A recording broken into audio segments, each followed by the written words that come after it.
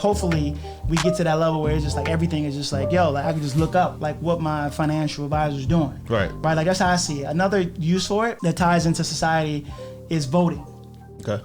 So in the past elections with Trump and Hillary, right, we had all that. People, Trump was like, oh, I'm stealing votes. The same thing with like Al Gore and George Bush. Right. What I'm thinking like is like, yo, like with all these problems that we have of verification and processes. Why not use blockchain to verify the transaction and look up the vote and count that way versus counting a bin that got moved to the other side of the school multi-purpose room and 3 votes fell out and people are being shady with the machines and accounts. And I'm just using like a real life example to corroborate what you're saying. Yeah.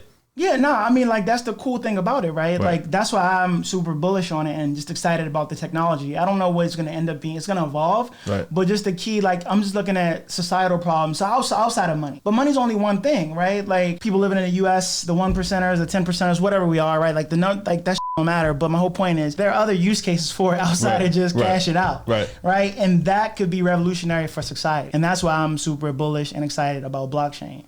Right? Like there's verification through a complex process. One person can't scam the system. Trump can't just call Russia because it's a distributed ledger. A super host of computers is checking you and can't verifying. You can't go get every single computer before we find out your scam. Right, exactly. You can't. Right. So it looks for like what they call breaks in the chain to revert any bad information or bad transactions. So it won't be widespread because as soon as it's seen, these supercomputers just bad, get it out the chain, right? Like the blockchain doesn't allow a new block to be added until it's verified. So it goes through the proof of work process.